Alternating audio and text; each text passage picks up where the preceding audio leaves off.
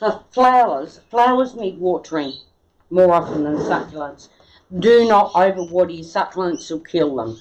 They love quite a dry soil. The soils that are in these gardens are suited for the particular plants. But I have a favourite. I have to admit I use and have used a liquid fertiliser, and I like Maxi Crop. And I just put a few drops in a tub of water, literally a few drops in a tub of water. It's very, very mild. It won't burn the plants by putting too much in. And you can do this in the kitchen sink. And you simply lift your garden, put it in the tub of water, and leave it to soak.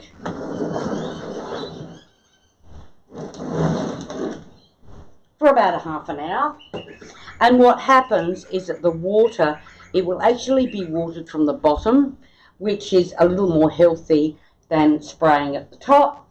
But to just keep things moist, particularly in summertime, I use a little spray bottle, which is part of your kit, and I just spray the surface of the soil, and plants love a bit of moisture on their leaves.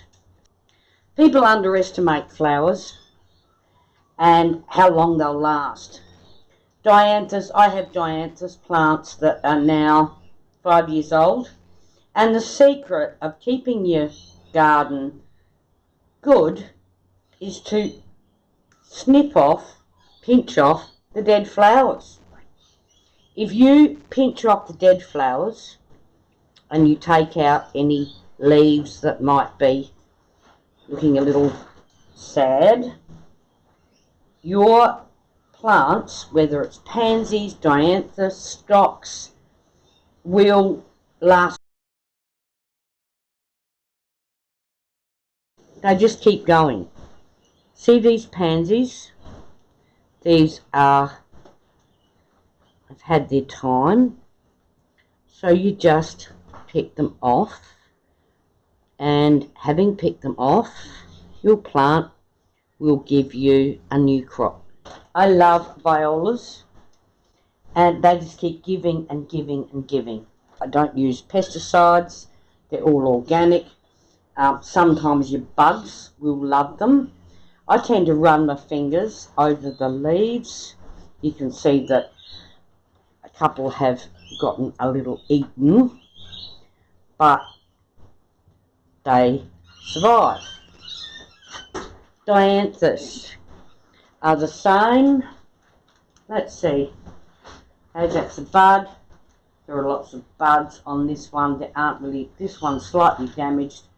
We can take this one off, and that leaves the bud and the energy for the new buds to come through. Stocks grow very tall, and they have a beautiful perfume. The secret of stocks is to take off any leaves that are damaged down the bottom, and when the flowers are finished, simply cut them off, and then they will sprout lower down.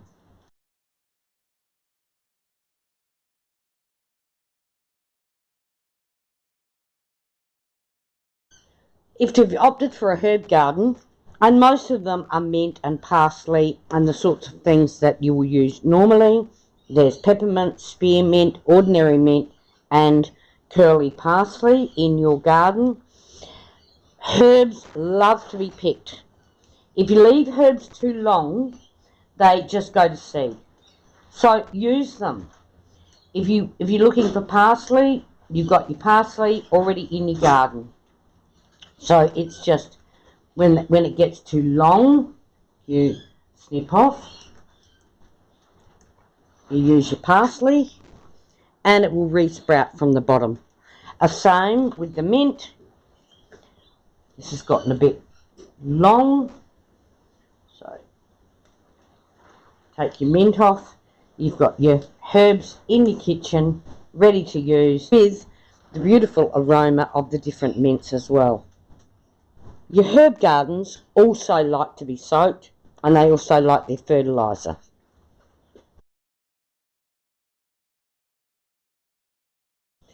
all you need to do with your succulents is just a spray over the surface. Soak in the really hot weather.